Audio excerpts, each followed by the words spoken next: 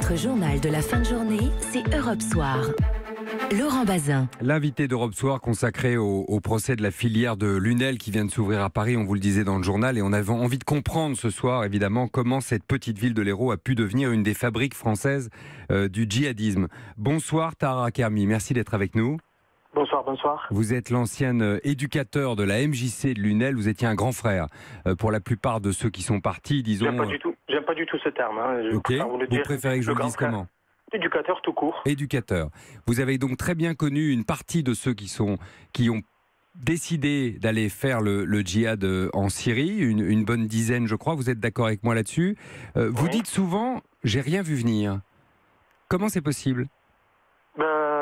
Comme toute chose, vous savez, vous avez votre enfant au sein de votre famille, vous découvrez du jour au lendemain qu'il consomme des produits illicites depuis un certain nombre de temps. Donc ça vous tombe sur la tête. Donc c'est un petit peu la même chose. Je fais un rapprochement, mais... le djihad, c'est comme du cannabis ? Cannabis ou ce que j'appelle moi des conduites à risque, quoi. C'est-à-dire que voilà, au sein de la famille, généralement, malheureusement, on voit pas trop les choses arriver, quoi. Et c'est vrai que quand ça nous tombe sur la tête, on a l'impression que voilà, ça vient de tomber, mais finalement ça vient pas de tomber. Je dirais toute une préparation, il y a tout un parcours en fait qui fait que à un moment donné, notre gamin peut se retrouver dans ces réseaux, malheureusement, quoi. Vous les avez connus gamins, vous, une partie d'entre eux, notamment Karim, je crois, qui est le premier qui est parti en Syrie en 2013. Lui, vous l'avez connu vraiment gosse. C'est comme tous, en fait. Pas particulièrement Karim. Moi, je connais pas particulièrement Karim ou quelqu'un d'autre. Je les connais tous parce que, vous savez, dans nos activités, nous, on fait plus un travail de groupe qu'un travail individuel, parce que je travaille au sein d'une MJC, en fait, une maison des jeunes et de la culture. Donc, un travail plutôt collectif. Donc, c'est vrai, quand on connaît les jeunes comme ça, dans le collectif, leur comportement dans le collectif. Mais c'est pas nécessairement, un travail très individualisé que je faisais avec eux. Donc, je les connais, effectivement, lorsqu'ils participaient à nos activités, sport, loisirs, musique. J'ai peur qu'on soit en train de perdre la connexion avec vous. On va retenter, on vous écoute, évidemment, Tahar. Vous m'entendez là ? Allez-y. Oui. Vous m'entendez ? Oui. Voilà, donc je vous disais, moi je suis plutôt dans une démarche de travail collective, donc c'est vrai que au sein de différentes activités, que ce soit ça peut être du sport, le loisir, la musique, l'atelier d'écriture. Pardon, mais Tahar Kermi, un jeune homme qui se radicalise, ça se voit, non ?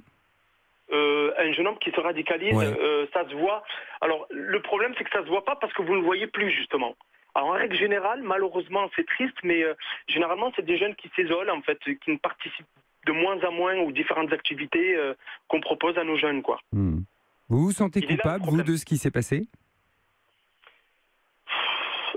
C'est vrai que c'est ce que j'ai souvent dit, en fait. Je me sens responsable. Et je discutais tout à l'heure avec un autre collègue, il me dit, il faut que tu arrêtes de te dire c'est ta faute. Je dis, écoute, moi aujourd'hui je suis un adulte, j'aurais pu être le papa de ces gamins-là, et c'est vrai que je porte ma part de responsabilité.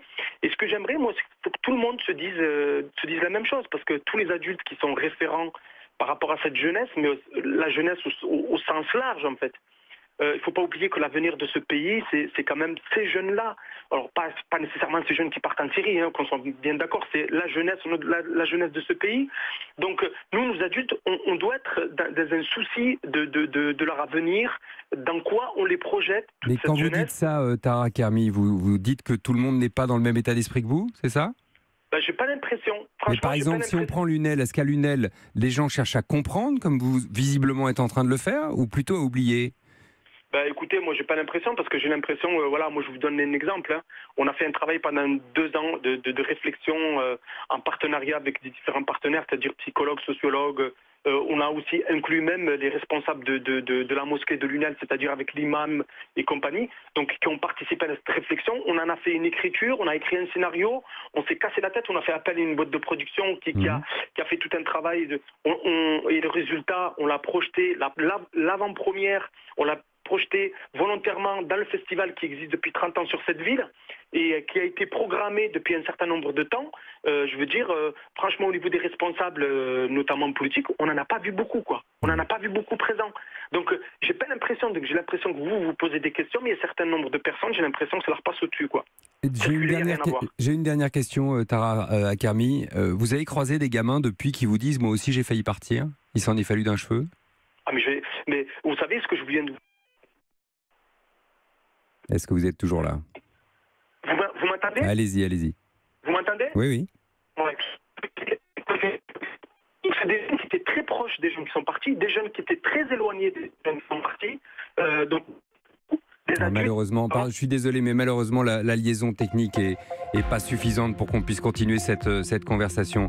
J'en suis navré. On a compris que votre réponse était effectivement oui.